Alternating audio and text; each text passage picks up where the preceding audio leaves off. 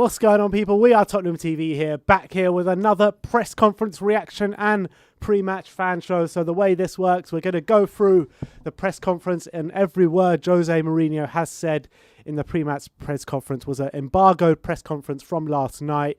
And then we'll go on and get some people's reactions on the upcoming game this weekend. Massive game, Crystal Palace at the Tottenham Hotspur Stadium. We're looking for 3 wins in a row in the Premier League. First time in a long time. Yeah, it's been a while, and hopefully we can come back into form at the right time, seeing as, you know, we went through a really bad period. But 2 wins on the trot, 2 clean sheets will give us a lot of confidence. And, you know, we should show a lot of grit and determination to get through the game yesterday, and the team should be happy with that. And if we get 3 points on the weekend, puts us in a very decent position, considering who's playing who on the weekend and whatnot, and puts us in a decent position. So need those 3 points on Sunday. Really, really crucial. All right, well, let's get straight into it and let's go through the press conference. What's been said, Sim? So first of all, he was talking about Palace's lack of goals. He was asked about Palace's lack of goals. He was asked basically why have they gone through this period where they seem to have struggled to score goals, and he responded basically, and he was also asked about Zaha as well. Sorry, one sec. He was asked about the lack of goals. He said, I don't know why. When you look at Crystal Palace, you were talking about Zaha, Benteke, Ayew, Batshuayi, Mateta, and to speak about very good attacking players like Townsend and Eze as well. They have everything to score goals. It's probably just a moment. The 2 matches we played against them, one this season and one last season, they scored in both of them and they took points away from us. So I have a lot of respect for them, and that's all I have to say on that.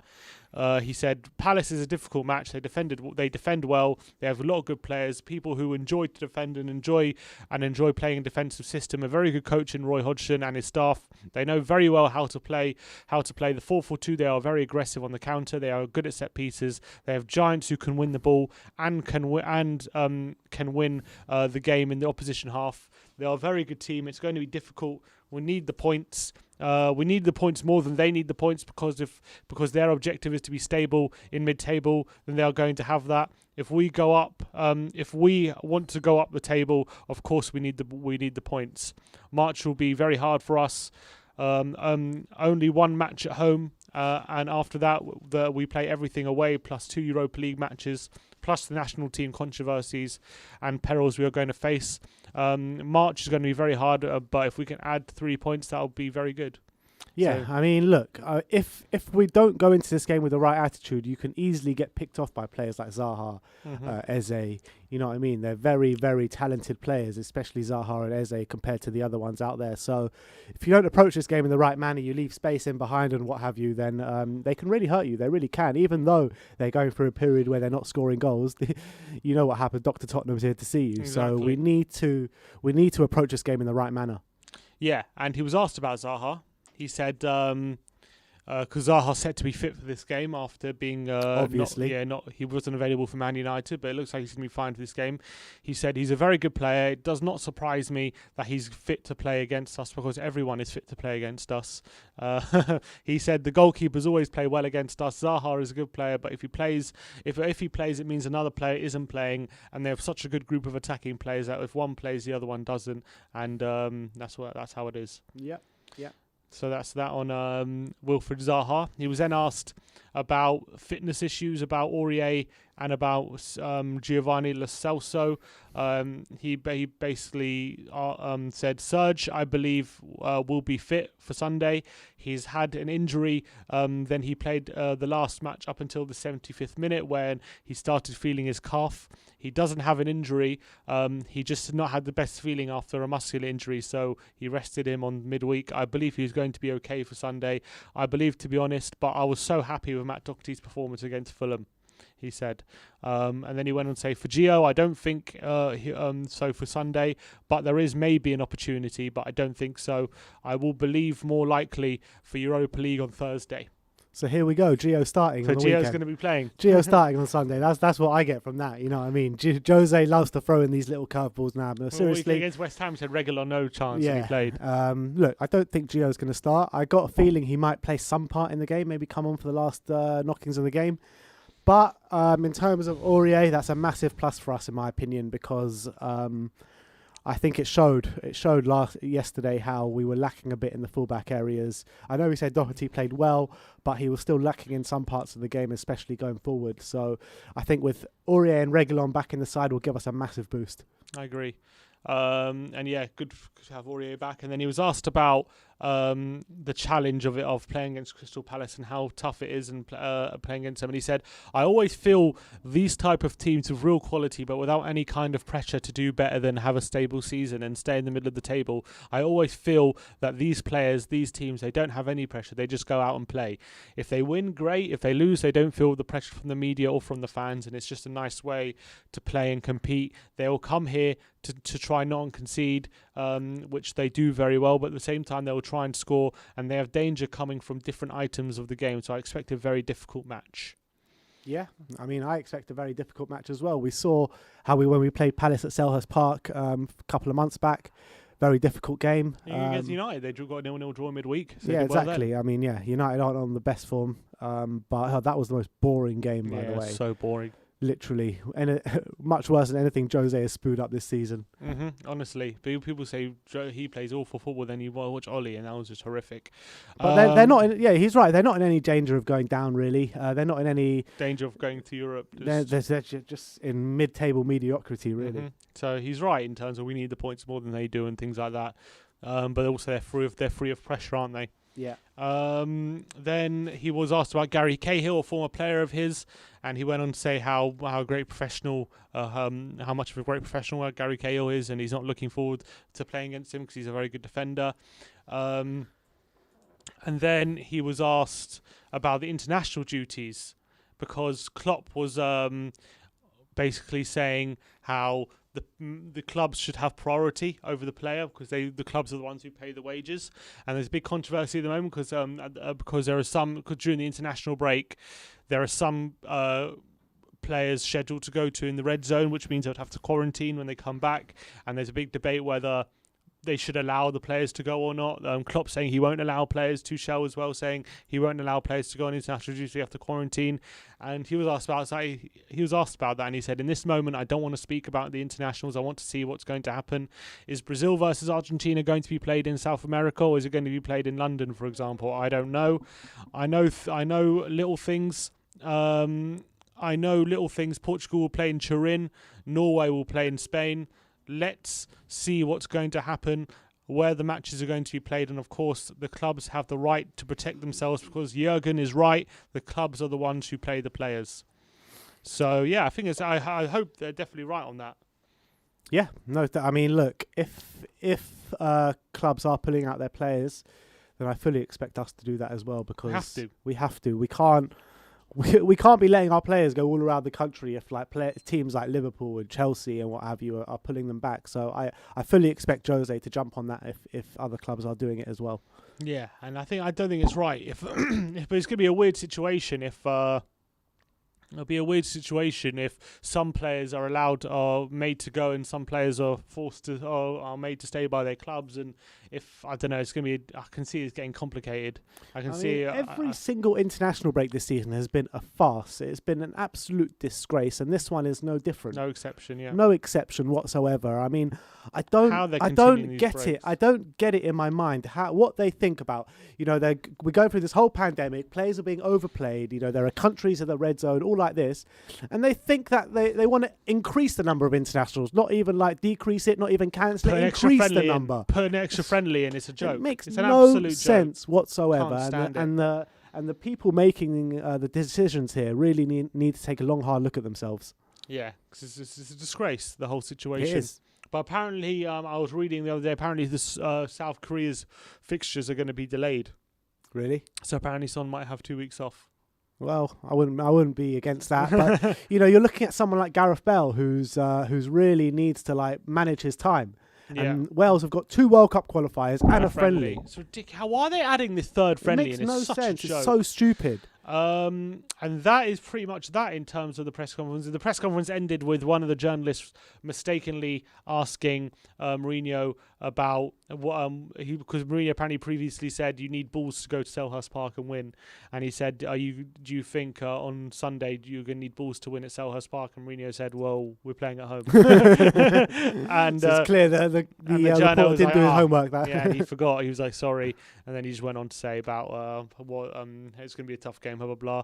And I'll add on also a few interesting quotes from Hugo Lloris. Who's also been speaking to the media today. He was asked about Dele Alli, about his emergence back into the team after the January transfer window. He said, I don't want to talk about January. It's a personal situation, and I don't want to talk on his behalf, on the club's behalf. I'm not the right person to do that. As a teammate, he's always been professional. He put his disappointment to one side from day one in the second part of the season, and after the transfer window's closed, he switched on, and he started to step up, improve his fitness, and get as much confidence as he can. Now he's coming back, and that's good for the team. And obviously the best for the season is ahead of us. And then Lloris also asked why Spurs sometimes they start the game well, and they had this drop off in the second half of games, and they're dropping too deep. Lloris pinpointed exactly why he believes it happens in games for the North London outfit. He said, we played very well in the first half. I think in the way we play, if we don't press well, unfortunately, we have to drop because our midfielders and our defence start to be exposed, and there's a lot of space to cover in behind. I don't think we played the second half that we wanted. Obviously, Fulham is a very good team. If you don't look at the table, they're very competitive, but they had a bad start to the season. They're in the running to have points to save themselves, but they're still a very good team. So in this moment of the year, only 3 points matter, and that's a big 3 points for us, especially after beating Burnley. And then he added, for some reason, there have been ups and downs in our performances this season, but we're still looking to improve. We're still looking forward to improve and things getting better. We still believe we can finish very high in the table. We're still in the race, but it's very difficult. We've missed many points, but with 12 games to go, anything is possible, and we need to believe. The confidence is coming back into the team, so that's 1 point. That's very important. And obviously, when you see important players coming back today, like Dele and Gareth, for different reasons, they could not play at the level they wanted to help the team previously, but it was the case today that they did, and that's good for the team and for the club. So that's some 100%. Quotes there from Hugo. Yeah, it's all spot on there from Hugo, to be fair. Interesting stuff about why he's saying we dropped too deep. Because some people obviously blame Mourinho for that. Some people saying it's the players. It's just interesting to hear Lloris's take on... how many players need to come out? How many times do you have to see Jose Mourinho on the sidelines shouting, or in the documentary or whatever? How many things do we need to see our way before fans and the media stop putting the blame on Mourinho for this? For why we keep dropping deep. Yeah, Harry Kane's come out and said it. Jose's always telling us to press. Hugo Lloris is now pretty much saying that. We saw in the documentary how Jose kept saying press, press, press. We see him shouting from the sidelines, and all the manager cam on the Tottenham YouTube stuff saying press, press, press, keep pressing. So I think also I think he makes a very good point about the press, and I think this has been a big problem ever since Walker and Rose left, because what I continually always said about Walker and Rose, and one of the things I criticised Poch for, was he continually played Davis and Trippier as if they were Walker and Rose, and had them bombing on all the time. And whereas when Walker and Rose got caught out and they beat the press, they had the pace to recover and they can get back position very quickly. Whereas Trippier and Davis can't do that. They don't have those right skill sets. And the same goes for Doherty and Davis. When we were pressing well in that first half, when we were on top of them, it was fine. But as soon as a few times they get beaten in the press, then all of a sudden we're wide open, and they don't have the energy to get back in position very quickly, and that's why we get so exposed. So that's why we have to drop deep when our press isn't on point, because otherwise we get so overexposed, and then the chances will come. At least when we're deep, it might in terms of control and possession, we're ceding that. We are conceding the control and possession, but at least we're making it very difficult for them to create chances. Yeah, it just leaves us less vulnerable than a lazy press kind of thing. Yeah, it does. Unfortunately, it also means we're less likely to get on the ball and start attacks. But it just means, at least when we're doing that, when we're winning, it just means we're less likely to concede, which I think is a positive thing. Because at least, under Poch, we just couldn't. We kept trying to go and press, and it just wasn't working. We needed to find a new way, and you couldn't find it. What I'm saying is, like, when only a couple players press or don't press, it just leaves everyone out in the lurch, because you need to act like a team, you need to press as a team, you need to defend as a team.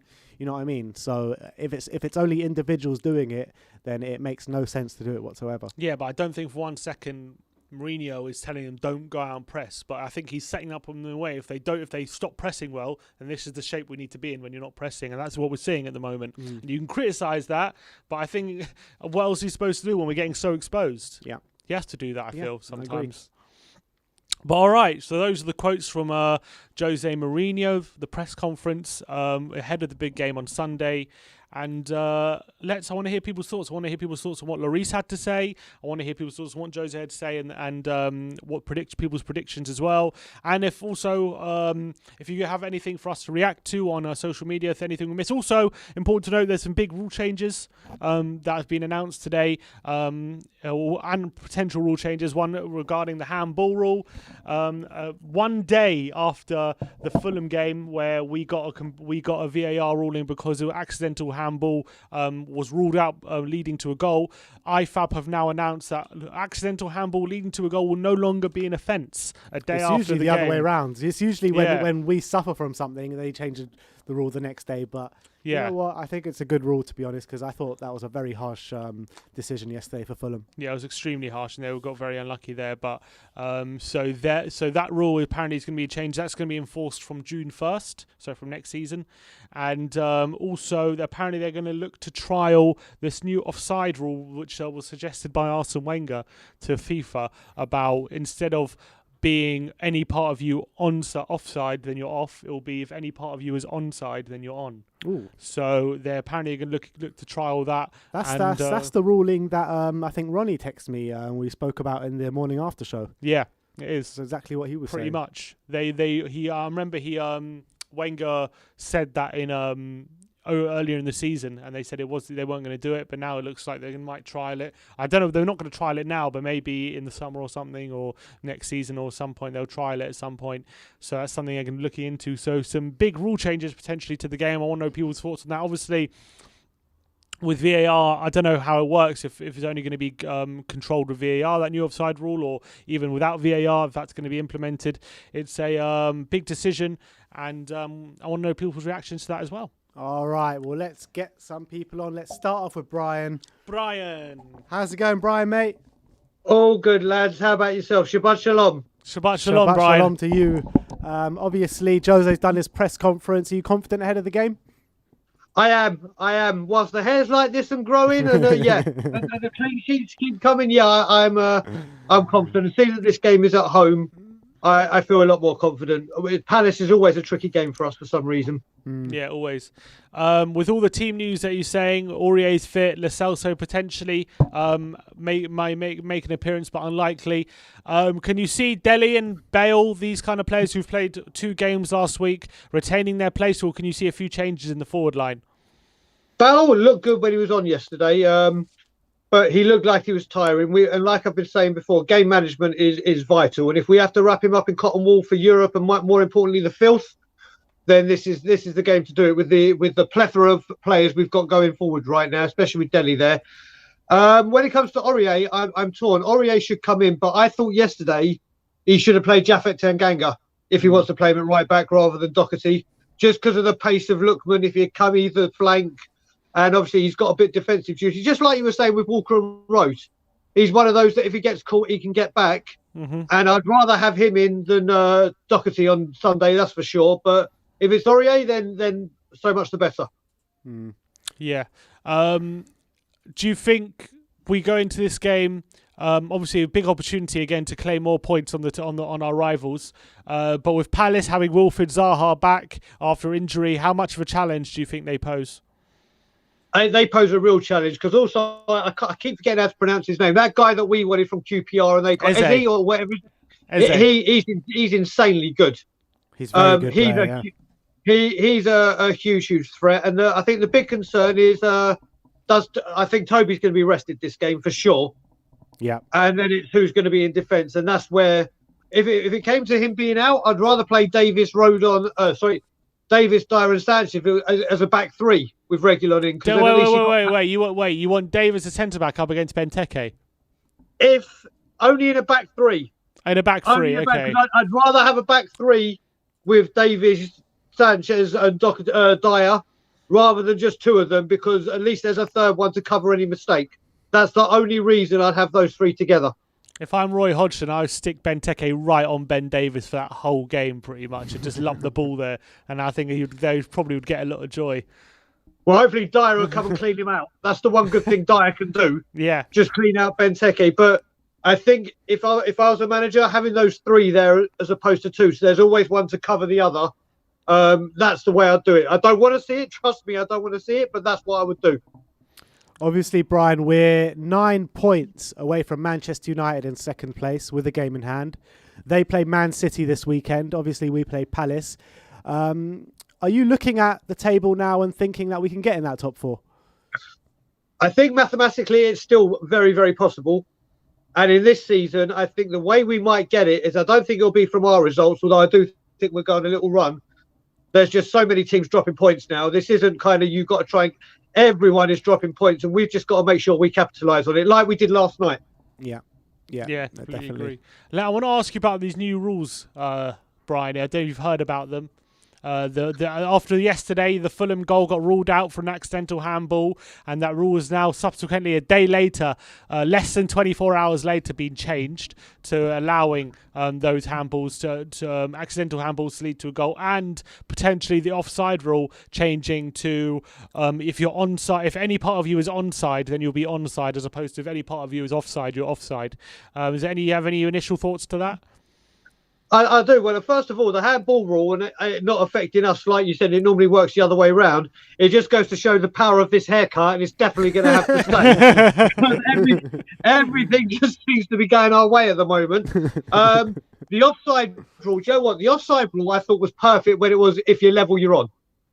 And they've tried to change this so many times to make it right, and it's just caused so much confusion. And I think this way that they've been saying will make things a lot clearer. I just have always thought that if any part you can score on is level, you're on. But I like the idea of this new rule. I do like it.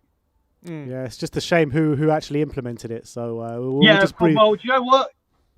He is ex-filth, but if he can make the game better, so what? So much the better. But the one thing I really wanted to talk to you about was these internationals. Oh yeah, it's ridiculous, isn't it, Brian?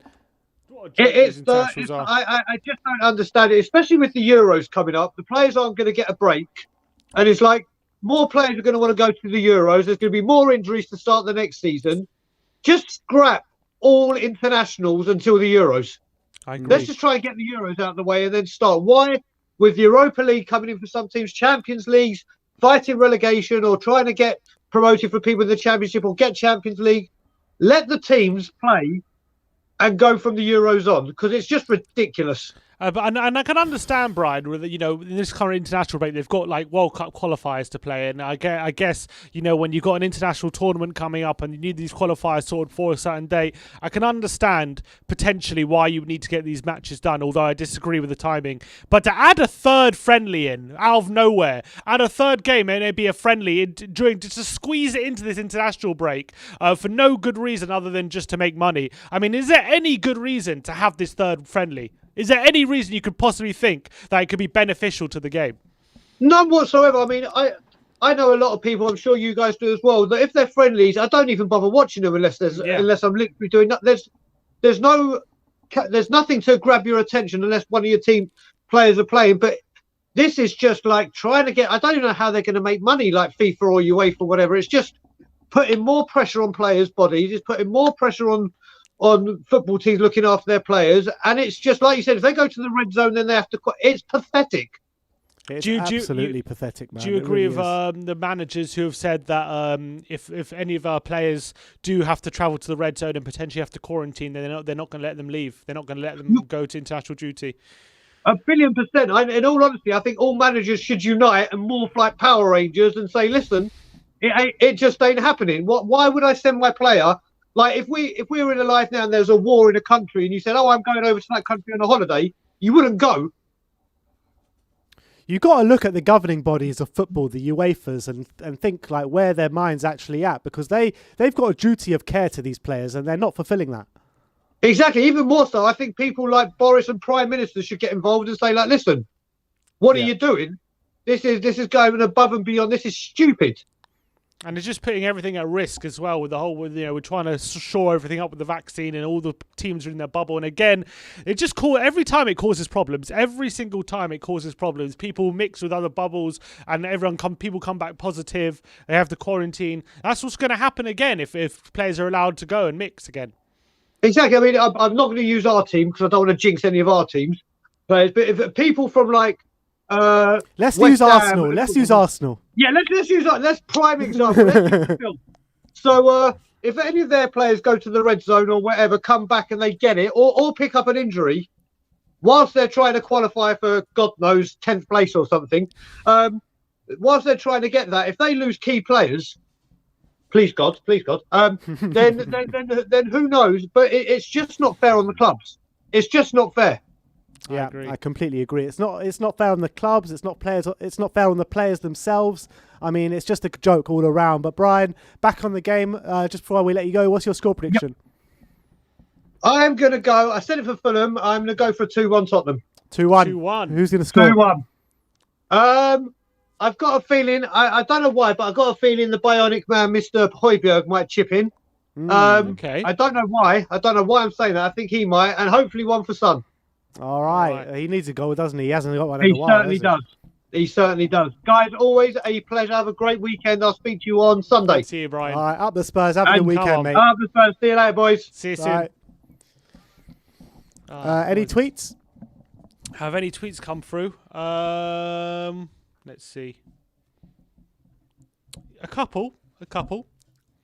We got one from the Ids. He says, good to see Aurier should be back. I expect to see Reguilon back starting, which is great as he is on another level compared to Davis. For this game, I think Lamela and Mora should start to give both Bale and Dele a break and bring them on late if needed.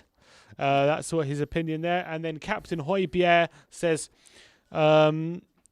he's responding to the Wenger tweet, the offside one.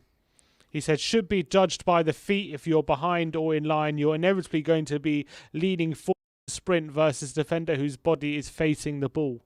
Yeah, I agree with that as well. But do send in your tweets and we'll react to anything that you think we should be reacting to. All right, let's get Anik on.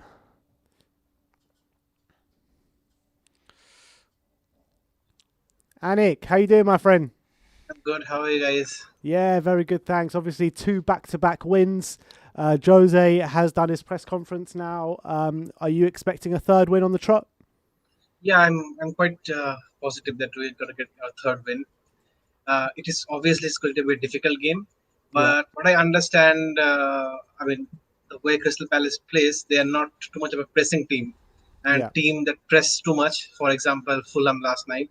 Yeah. I mean, we don't have midfielders that can hold the ball in less space and less time, except for Tanguy. So that is the area where we're lacking, and also our defenders are not good with their feet. So since we are not going to have the pressing problem, we might expect a game like Burnley. But the question is whether Gareth Bale is going to start and we're going to be very fast in transition or not. So that depends a lot on how it's going to end. Do you feel that Aurier coming back and Reguilon is going to be a massive plus for us coming into this game? Definitely. Like, if you see Ben Davies play on the left back, from the first pass he has given, I think it was on the 42nd second, it's a straight pass, he misses the pass. Yeah. His passing is so bad. So there is no doubt. Even in defending, he's a tall guy, he's strong, but everybody bullies him. So I will not have him in my team. And that too, last time we lost to Crystal Palace. I mean, we drew to Crystal Palace because of the physicality. He cannot handle Ben Davies. So it's not possible. So definitely Reguilon is a boost. And for what I feel, Doherty, I think he's very much lacking confidence. Again, against Fulham, I mean, I was watching your watch along, you're saying, go behind the ball. And he's not going, he's standing. I don't know why he is always containing, but he needs to put that pressure. So Aurier is a big boost for us. It's an interesting one with Matt Doherty because the last couple of weeks, I think he's polarised a bit of opinion between the Spurs fan base. And I think some people think he's coming on, improved performances and playing well. But other sections are thinking that he just hasn't kicked on at all. What's your thinking behind Doherty? I don't like Doherty much just because, I mean, he doesn't make mistakes, like silly mistakes, but his decision making is very bad. And always, like, I look at the game in terms of possession. Like, since Spurs don't have too much possession, and when we are possession, we are in possession, and players like Doherty and Ben Davis have the ball, we tend to lose possession. So that's why I get really angry, because possession is very precious for a team that plays on the back. I want to get your reaction to what Hugo was saying. I don't know if you might have heard it before, which is what you're referencing in the pressing problem.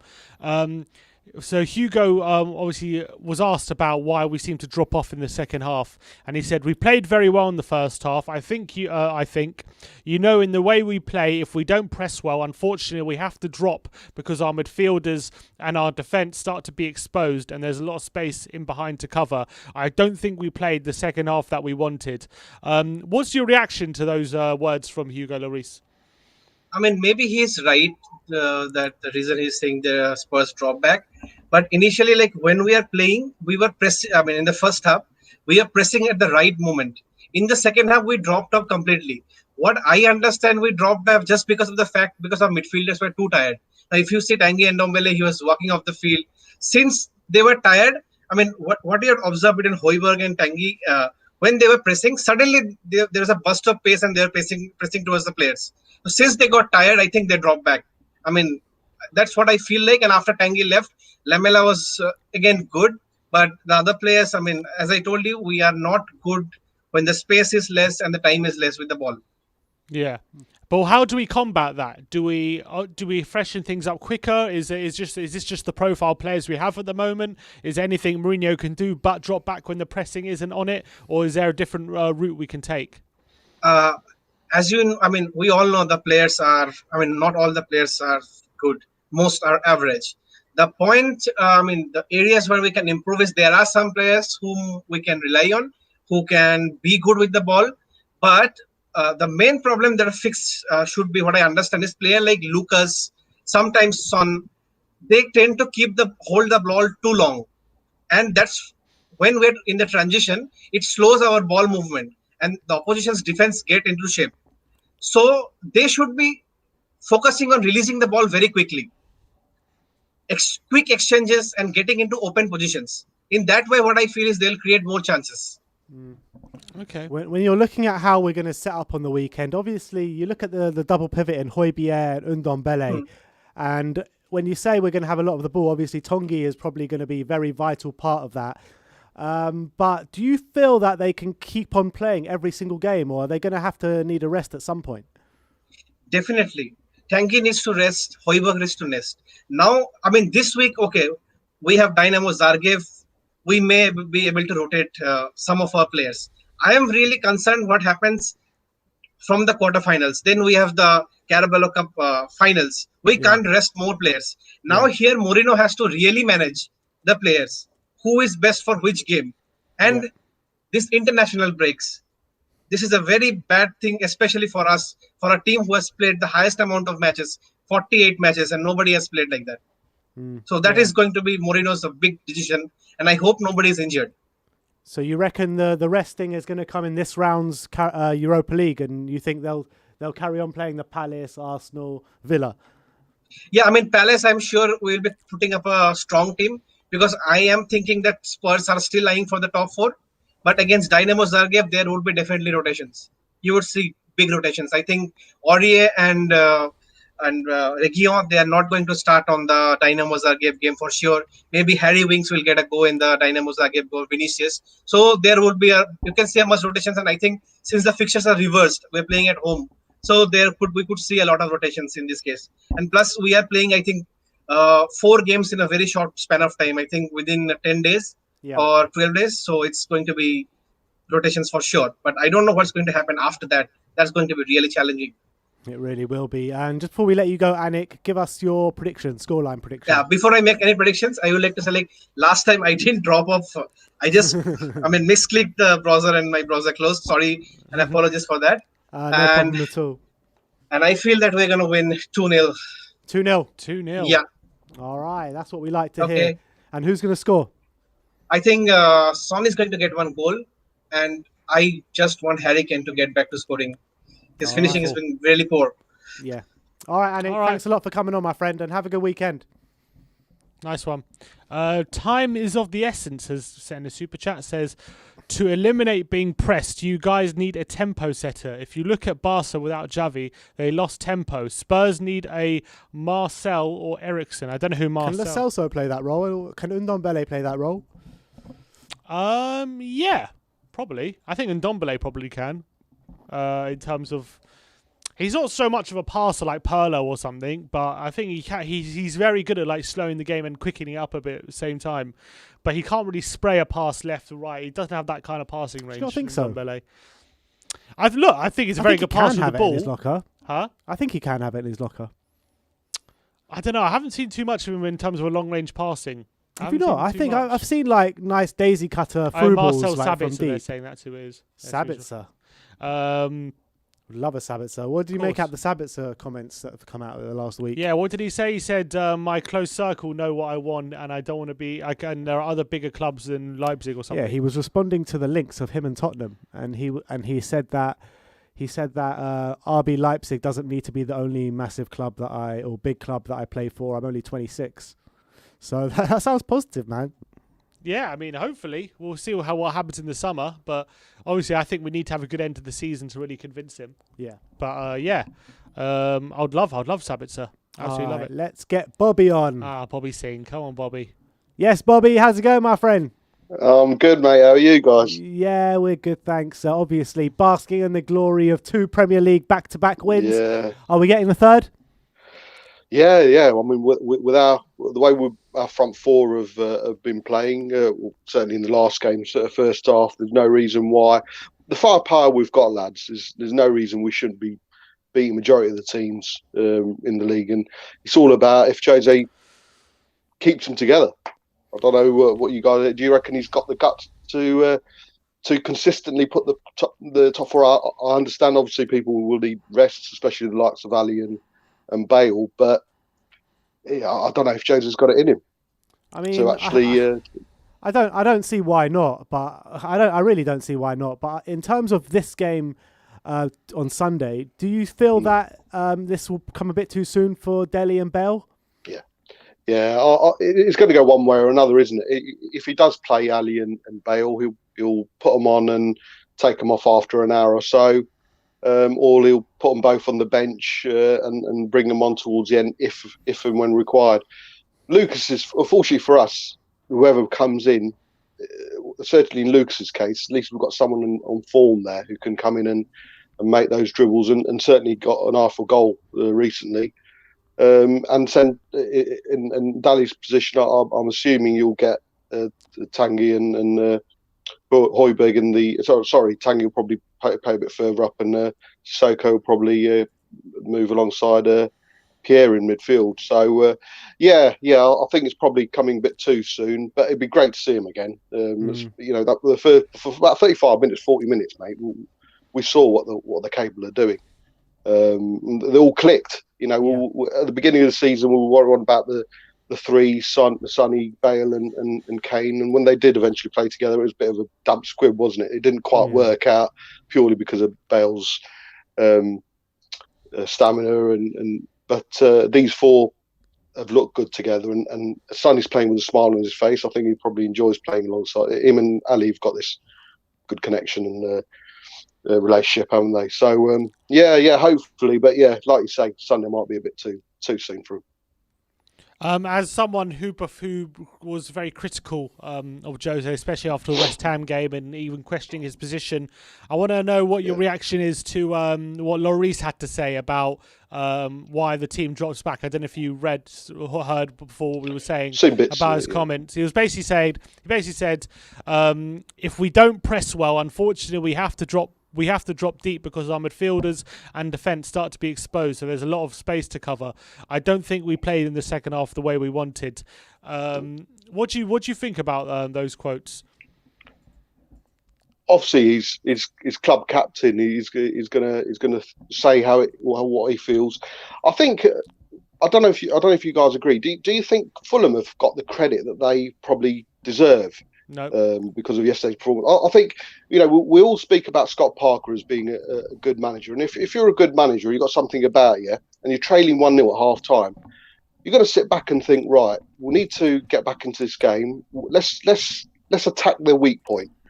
And our weakness, without doubt, quite specifically, was Doherty yesterday. The amount of times they attacked our right-hand side, and Anderson was doing those Toby-esque passes to Robinson down the left. Well, by the way, Robinson, what a left back! Brilliant. They were attacking. I know they attacked Davis quite a bit, but fortunately Sonny was helping Davis out a couple of times.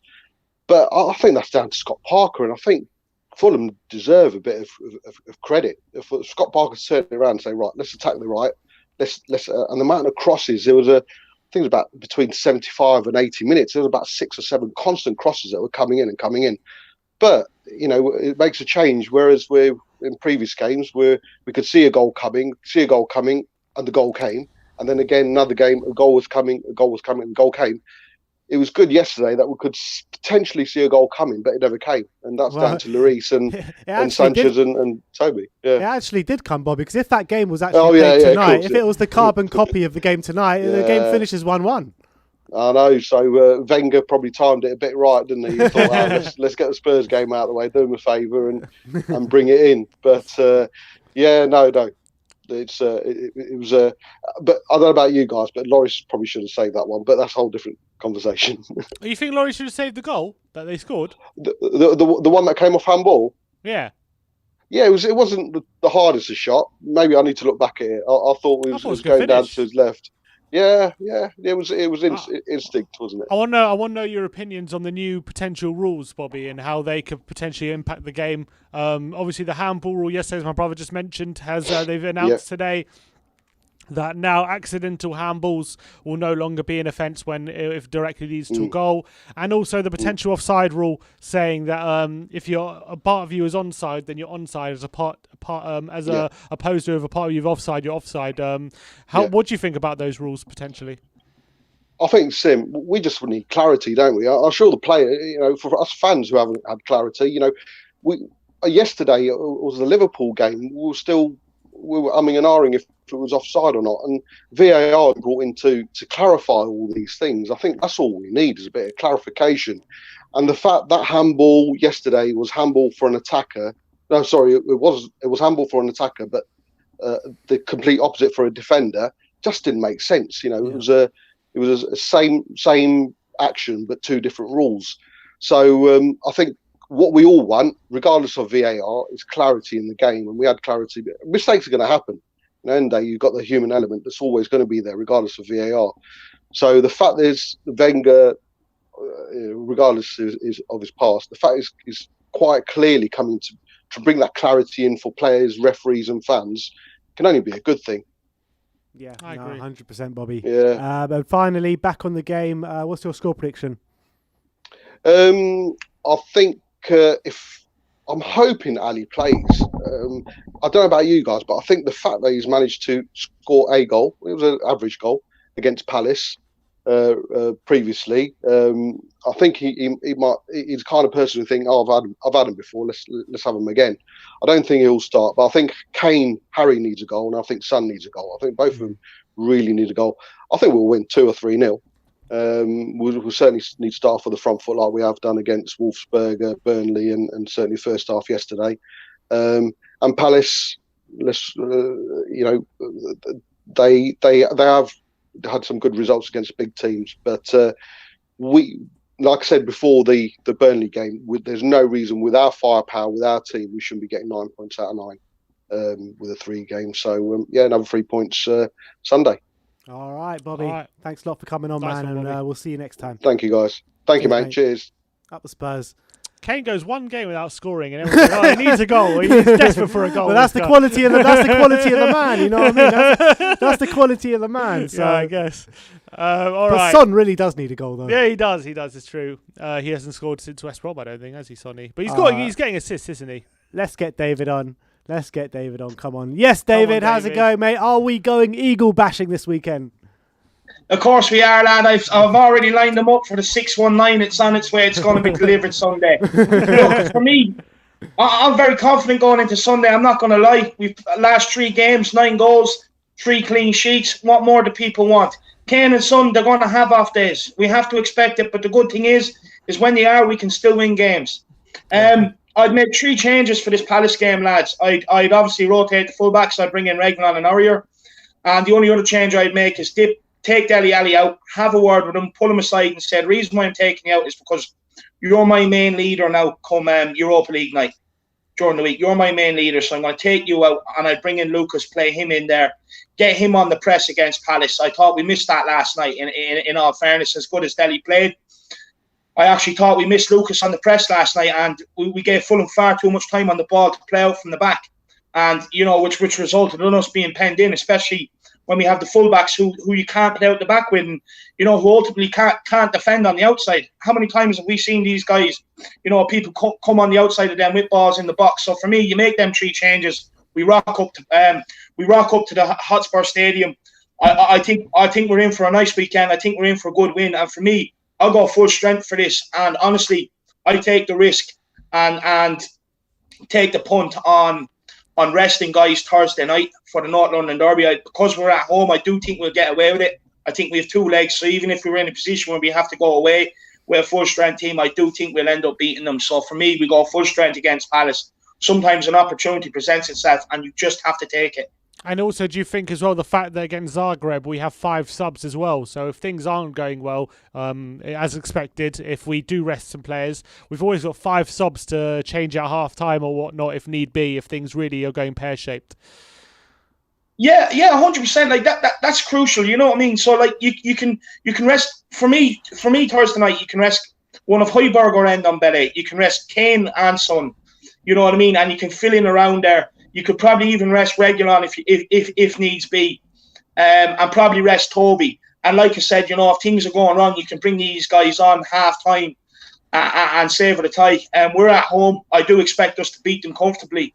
And that's it. At the end of the day, I think we've got an amazing opportunity here, lads. And why I say this is because, you know, a lot of fans, apart from me, you know, wrote off top 4. They said it's not going to happen. I always believed we're in a position now. I can guarantee if we beat Palace Sunday, other teams that are up and around there will drop points over the weekend. It's going to happen. Some of them will go drop points. So we are going to be right there in the mix.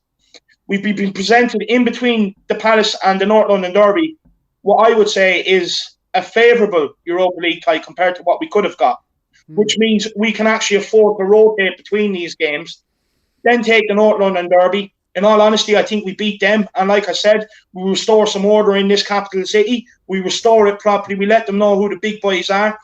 You know, we beat Arsenal, and then after that, we take it from there. But these next 3 games are absolutely critical in this season on how it's going to go. And for me, full strength tonight, mixed team Thursday, full strength again for the fucking scum. I love that, David. I love that. But in terms of players like Toby Alderweireld and Gareth Bale, because obviously Toby, he hasn't played 3 games in a week all season. He's played 3 games in a week now. Do you think he can play on Sunday? For me, he's got to. For me, he's got to put his body on the line. Look, Palace, when they don't have the ball, they're going to sit in. So it's all about us just keeping possession of the ball. And if we can do that, it's going to make Toby's game a hell of a lot easier and the game a hell of a lot easier for Toby to get through, because we're going to have a lot of the ball. If it goes the other way and, you know, we end up relinquishing possession like we did last night, which ultimately I don't think we do, because we're going to have our fullbacks. Like, we've seen how crucial our fullbacks are actually to this team and the way we want to play. So if it goes the other way, it's going to be a hell of a lot to ask Toby to get through the game. But, you know, they have big Christian Benteke. You know, the guy, he's hit a bit of purple patch. He's in a small bit of form lately. And for me, you need Toby's experience to marshal him. You need Sanchez inside him again. You need to keep this centre-back pairing going and try and see it home till the end of the season, along with the full-backs. I'm actually expecting us to have a lot of the ball. I think the only time Palace will be dangerous is if we get too complacent, like we have seen when we're a couple of goals up. and start giving sloppy passes away, start doing stupid things and not take care of the ball, then you're going to see Palace become a threat, because that's when their pace kicks in, the counter-attack kicks in, and then that's when we get exposed, and that's their only threat. I've watched some of their games recently, and they have been god-awful. This is a real time for us to rock up there and get 3 points. It's crucial. It's crucial. We can't afford any more dips this season. We've had our dip. We've got our full squad back. We're fit and healthy apart from Gio, but he's back in training. You know what I mean? There's no reason why we cannot kick on and make this our most successful season in 60 years. Top 4 Europa League and League Cup. He's going for all three. He's going for all three. The thing is, David, you're saying play Gareth Bale against Palace, rest him against Zagreb, rest a few players against Zagreb. But if we do make a host of changes against Zagreb and do end up losing the game 1-0, 2-0, are the knives not going to be out for Jose from the fan base? Yeah, no, of course it is. Look, it's going to be Jose out anyway. You seen the agenda on Twitter last night. We win 1-0. I'm sorry, but I never got the memo. I never realised we were too good to win a scrappy game, or you know what I mean. I never knew we were too good for a win. I never knew we could turn our nose up at a win, but apparently we can. No, look, they were all quiet against Burnley. As soon as we get scrappy win and we don't play well, without any insight behind it, maybe talking about the rotation of the fullbacks, things like this. The fact that we've played more games than any other team in the top 6 this season. Tiredness comes into it. You're going to expect these games. Straight away, it's Jose's problem. We were lucky tonight. Do you really want to win this way, this sort of crap? Give it a break. We won. It's 3 points. 2 weeks ago, you would have sat there and took that.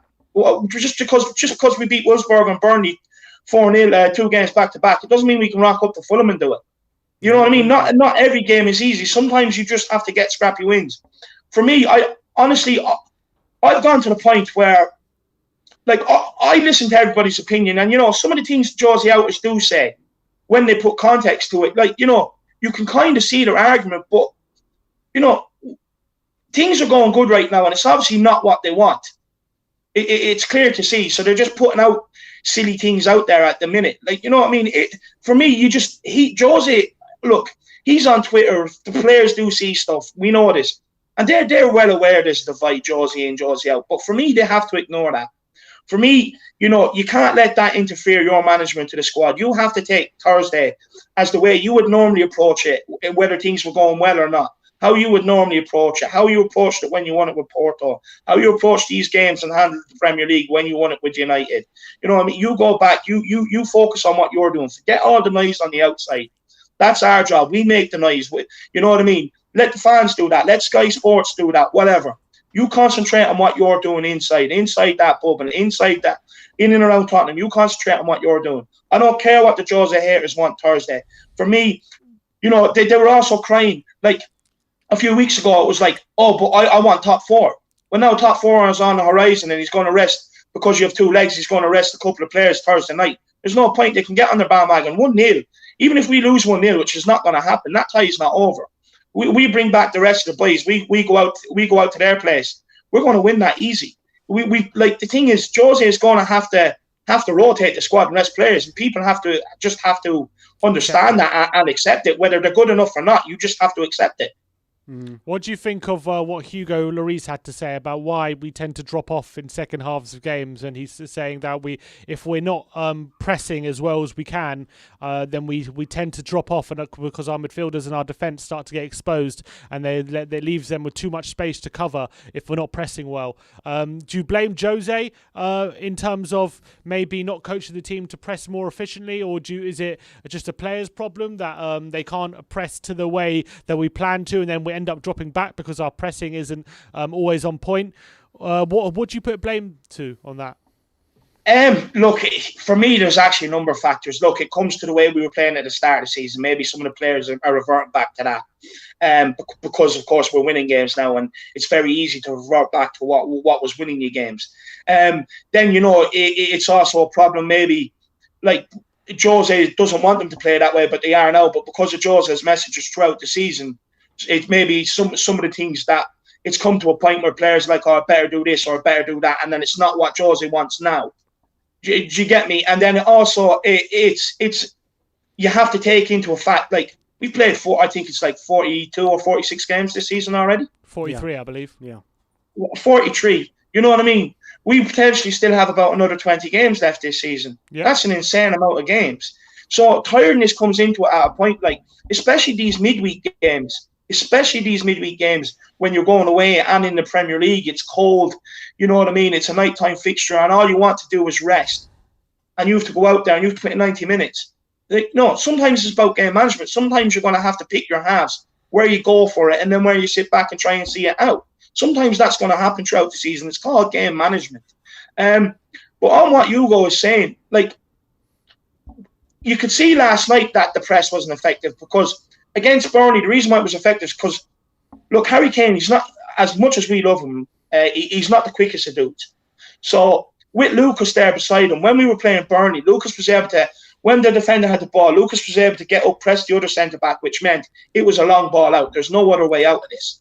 But last night, that wasn't happening. One or two were pressing on their own, and then Dele or Son were failing to get up and press the other side or bail the other side.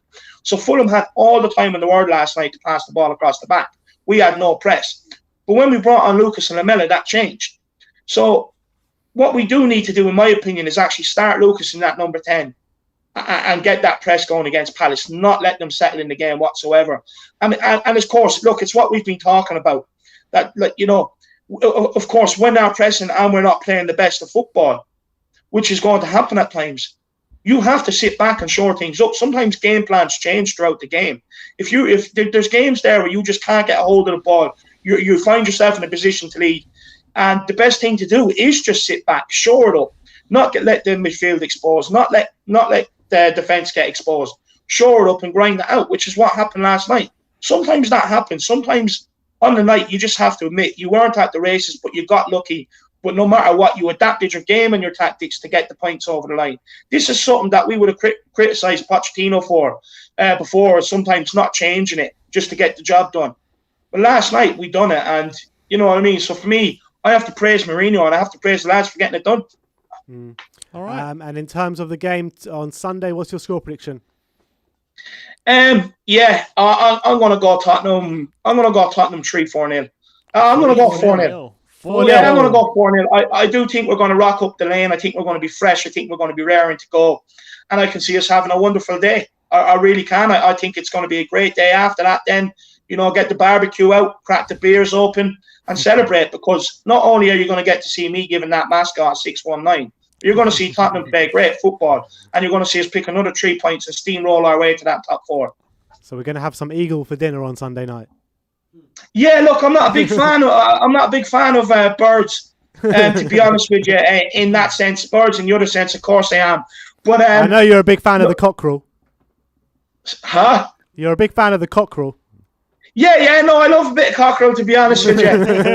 but no, look, eagle wouldn't be my first choice of bird, but look, that's what's on offer Sunday. Sometimes you can only beat what's in front of you or eat what's in front of you, and that's going to be the case Sunday. Lads, I hope you have a good weekend. Keep up the great work. You, honestly, your channel is the best. It's the best Spurs channel out here. Keep it up. Enjoy your weekend, and I'll see you Sunday for the Palace reunion. When we get the 3 points. All right, big up yourself, David, and also David. Everyone go and subscribe to the Irish Hotspur as well. So absolutely brilliant content. Come on, you Spurs. And also, he's also the number one Irish Spurs fan as well, all claimed on this very channel. So I know, David, Matt's still coming for you though. We're going to have a rematch soon on the channel, so you better watch out for that one. Lads, I'm waiting and ready. I'm ready to defend the title. I'm feeling good. I'm looking good. I'm feeling confident. Bring it on. There's only one Irish Hotspur, and that's me. And I don't plan on relinquish it anytime soon. I'm taking this title to the very, very top. And thanks for giving me a title to win. I'm saying you seem to have taken over Matt's channel past few weeks. Like maybe you really are the number one Irish Hotspur. Takeover. No, look, I'm helping him out. He's been working away. You know what I mean? You have to respect people's grind to go and get the paper. He's working away and doing his YouTube channel. I'm doing football, so why not help him out? You know, I do the same for anybody. But no, look, my analysis are good lately. No one can argue with that. You know what I mean? I'm on top of the game lately, so hopefully it continues, lads. But I'll never be as good as you, so you know, I'm never any threat to you. So don't worry about that. Big yourselves up. Big yourself up, David. Absolute pleasure. Thanks for coming on, man. See you in a bit. See you, mate. Always good to see David. How many we got left?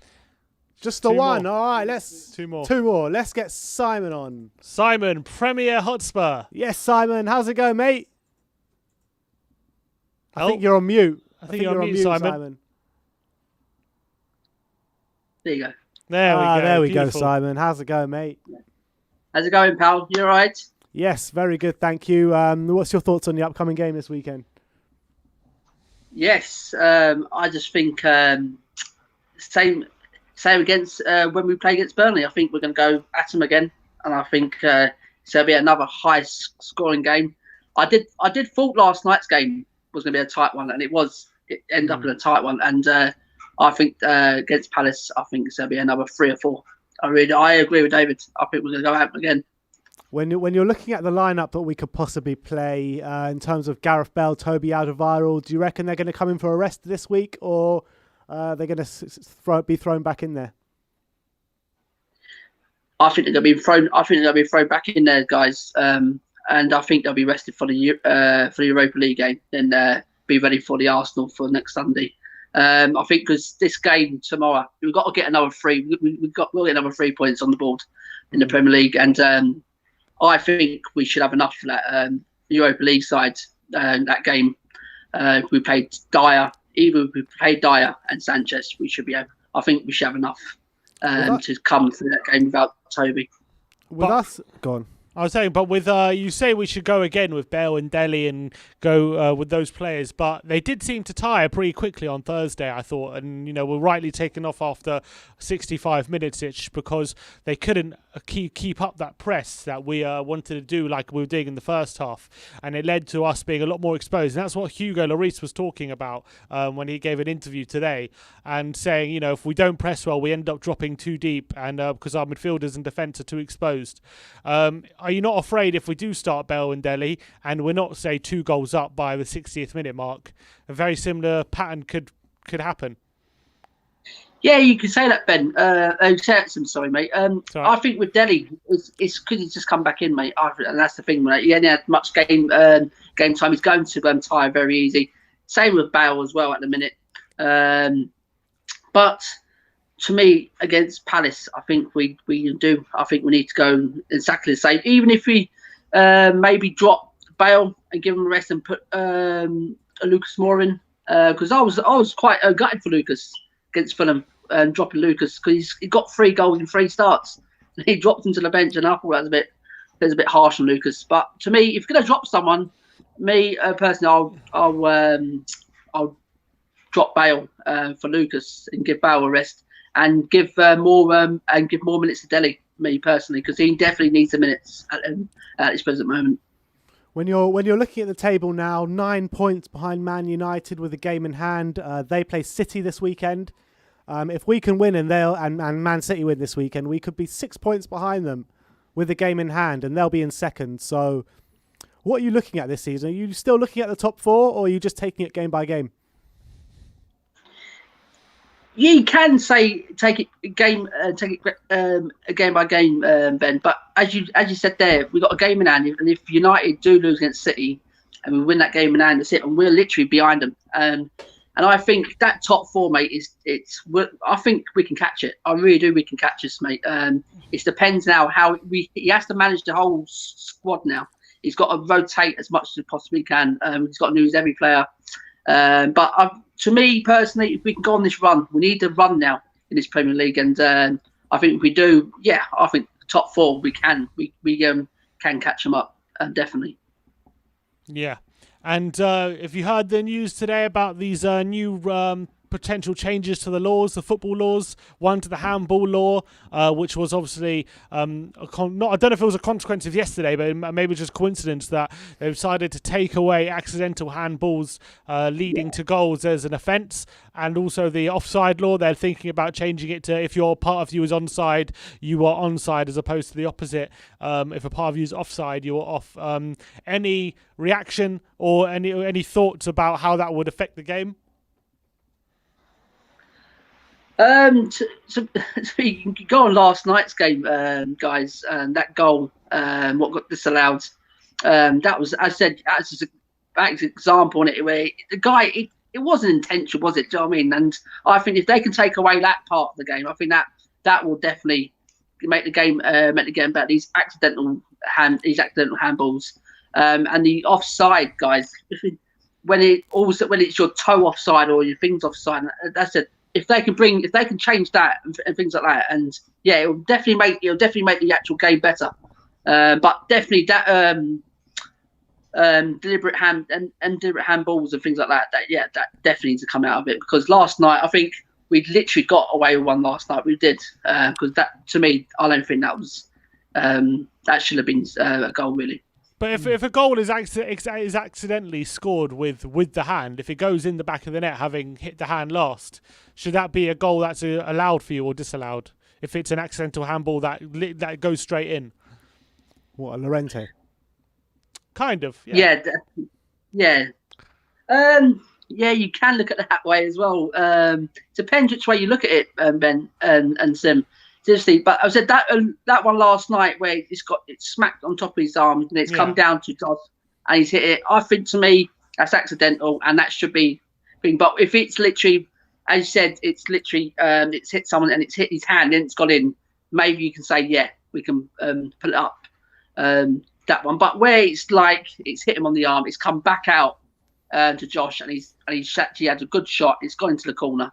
To me, that was quite harsh on Fulham last night. But hey, we've had our decisions this season. So what comes round comes round. You know what I mean? So exactly. I think we've had the decisions from the beginning of time. You know what I mean? So I mean, it's definitely repaying us at some point. But look, your prediction: you sticking with 4-0? Yeah, 3 or 4. Yeah, I'll go with 4 again. I said 4 against Burnley. I'm gonna go again. All right, Simon. Absolute pleasure as always. And everyone go and subscribe to Premier Hotspur as well. Cheers, guys. Thank you very much for having me on, guys. Thank you very much. No, you're very welcome. It was our pleasure, Simon. On, mate. Good to see you, mate. All right, and let's finish off with Jack. Should we get Joe on for this one?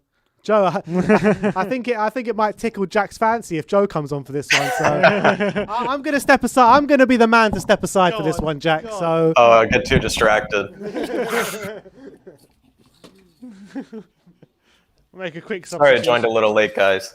No, not at all. You're right on time. Jack Grealish's little brother. I love it. He actually lives about 5 minutes from me as well. So 5 minutes. Sounds like you guys grew up on the same street. The school is almost the same road as my school, literally not far at all. So I'll take it as a compliment. Yeah, all I've been told is that it's the accent that everybody hates in the UK, and I don't understand why. Other than the people who've watched Peaky Blinders and they like Tommy Shelby, it's quite hated. Yeah, that's the way you pronounce play, because it's a word that we have to use all the time in football, is hilarious to me, because it's the way that the Brummie accent, the way you say play, is so funny to me. Play. Shall I let Joe do all the talking here? Do the translating. Need some subtitles. Yeah, some subtitles. Yeah, okay. Wow. But Jack, talk to us what your thoughts are ahead of the game on Sunday.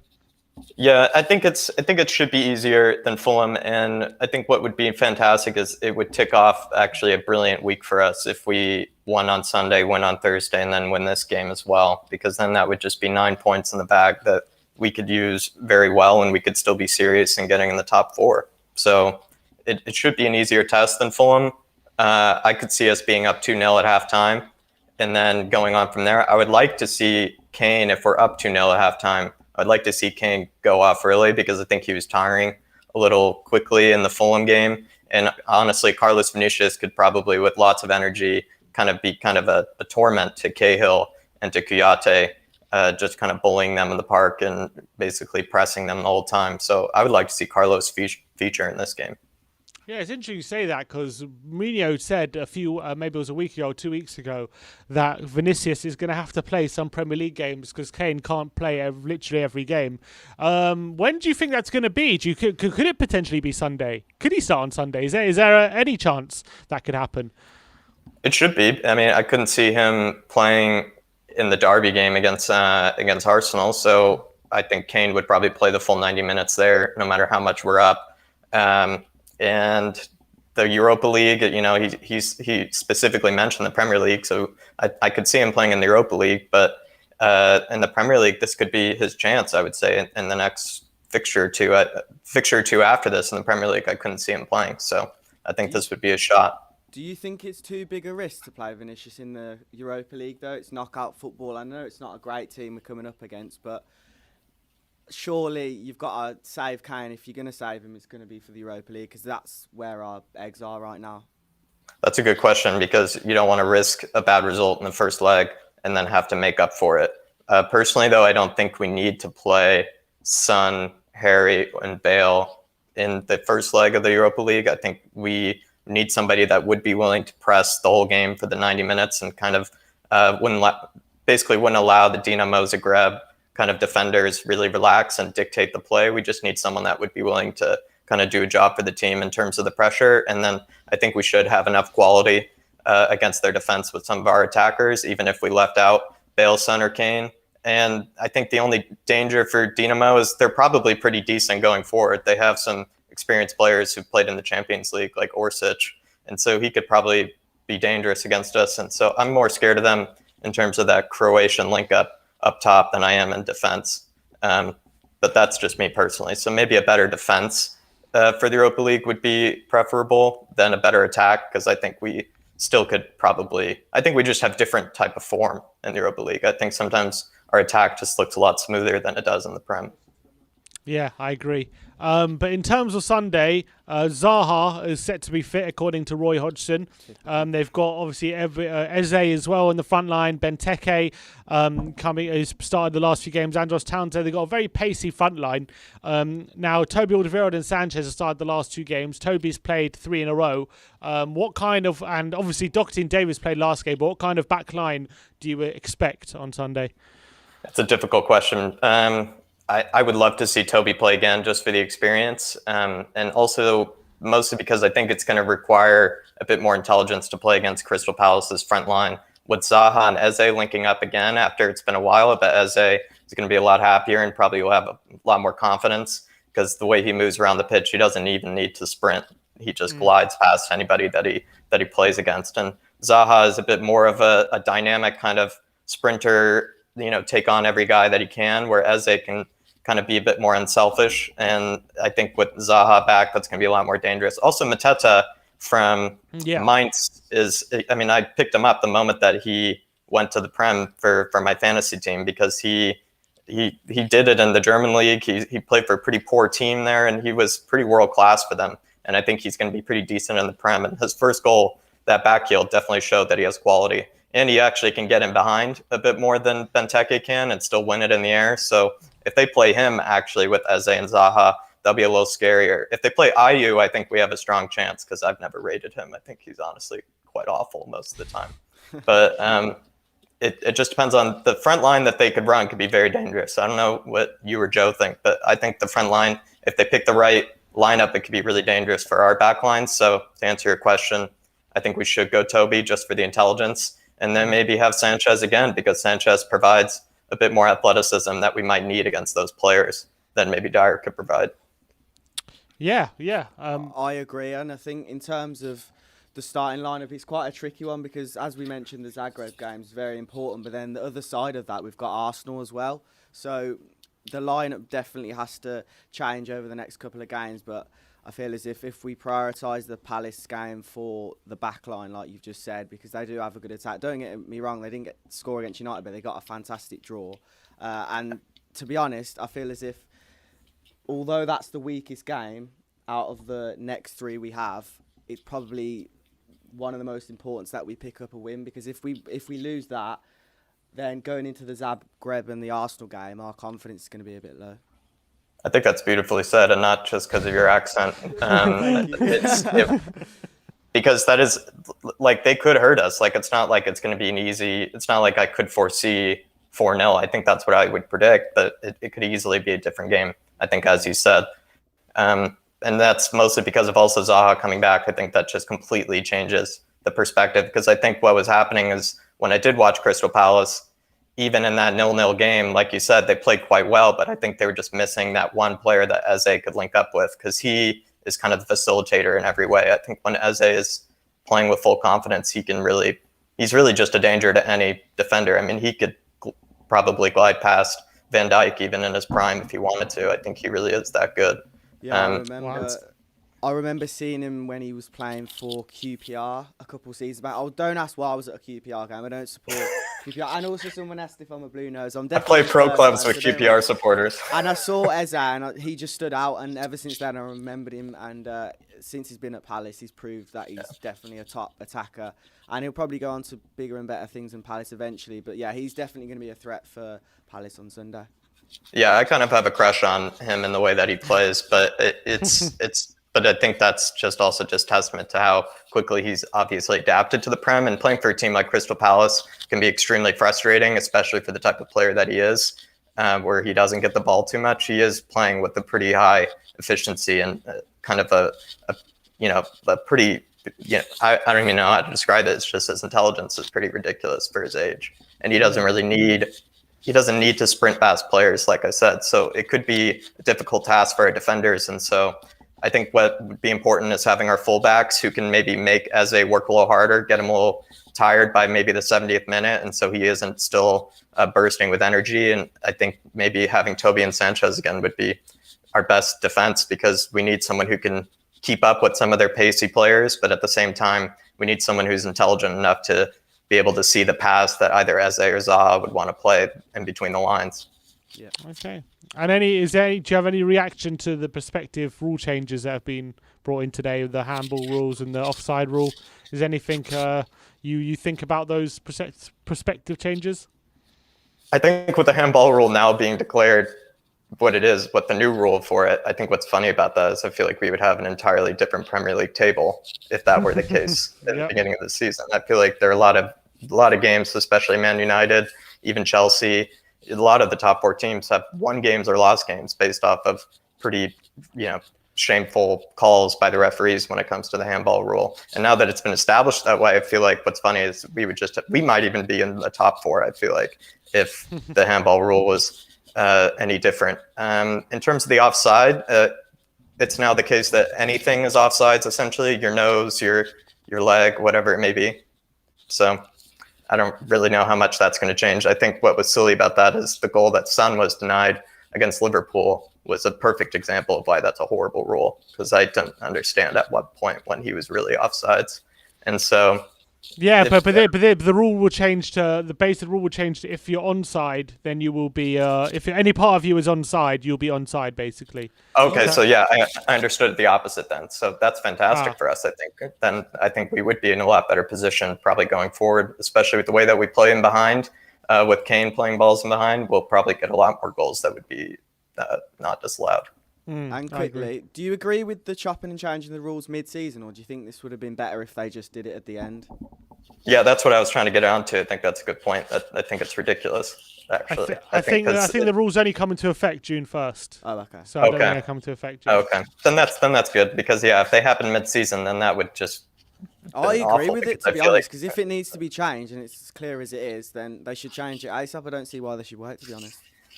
I feel like that with Jose's coach players, to put their hands behind their back, there's been so much. Yeah. I guess if you have a wrong rule, I want to see it changed immediately, but then it kind of does. If it's one rule for one team, another rule for another, it kind of ruins the integrity in the of same it. competition, like something, counting, and then later on it could go against. Yeah, and Jose's already. Jose's wasted hours training his defenders to, defend with their hands behind their back. I feel like it's all the coaches have tried to adjust to it as best they can, and to just throw it out the window, no matter how horrible it is, I think would just be even more disheartening. All right, Jack. All right, always guys. good to see you, mate. Cheers, man. What's your prediction for the game? Did I get that? I'm going 4-0 mostly because I think we're probably going to go 2. We're going to go 2-0 up at first half from either Kane or Son, and then I'm just eager. It's a huge prediction, but I want Carlos to come on and score a brace. All right. Nice one. Yeah. I'm backing that as well. Jack, always good to see you, mate. Thank you, guys. Thanks for putting Joe on for me. Nice one. Or as what's his name? As Ethelston Edwardson says, the Jermaine Genius lookalike. I've actually had so many players in my life. That's the first for Jermaine Genius. So Jermaine Genius. What do we think? Do we think Genius, guys? I've had Lingard, Oscar, Lingard, Shea Adams, Oscar, no. Shea Adams, I can see a bit. I've actually had it. Jack, any thoughts? Any thoughts, Jack? Shea Adams seems a bit far. I feel like you would need more freckles. Lennon as well, because More freckles for Shea Adams. He needs to bulk up a bit if he's going to be Shea Adams, I think. Yeah, Shea He's Adams probably looks like a boxer. Yeah, he the, looks like a boxer. he's probably got the right build for Genius, I'd say. Genius was an old skinny guy, No, wasn't he? Lennon. I like Lennon. He was my childhood hero. Lennon, you need a slit in your That's eyebrow, what maybe. I've sort of got one. I didn't mean to, by the way. Born with this one, but yeah. That's brilliant. Speak to you soon, mate. Nice one, Joe. Nice one, Jack. All right. And Thanks Joe. for having me, guys. Always a pleasure, mate. Speak to you All in a right, bit. I'll see you Nice Sunday. one. All right, bye-bye. All right, I think that is that. We'll get my brother back on to end the show, but thank you everyone for all your messages, your calls, your comments, and your likes, and everything. Thank you all for general support as well. Yeah, let's hope for the 3 points on Sunday. Most definitely. Predicted lineup will be mixed up with a match preview this week as we're a bit pushed for time. That'll be with you tomorrow. You'll get another perspective tomorrow where, you know, the lead is chopping and changing more than, I don't know, more than something. I don't think of anything top of my head. But it's chopping and changing a lot is what I'm trying to say. More than Chelsea managers. There you go. So, yeah, I mean, the lead is chopping and changing a lot. So check out for that. That's going to be released tomorrow in the morning, just before the first kickoff, which the first kickoff tomorrow is... Half 12, Arsenal-Burnley. Arsenal-Burnley at Turf Moor. So all those Arsenal fans that said, oh, it's only Burnley, we'll see how you get on there. So, look, all that content's coming out tomorrow. We've had a host of content coming out today. And then... Sunday is game day, so come and join us for the live watch long. We'll be kicking off at 7 o'clock for a 7:15 kickoff, and obviously the post-match fan show, which will start directly after the game, as well as all John's fan cams and Slav's fan cams. I mean, it is never-ending content, guys. So let's get the win on Sunday. It's you guys that make it all possible. So thank you to all you guys out there. That is it from us today. Like, subscribe, and comment. And as always, come on, you Spurs.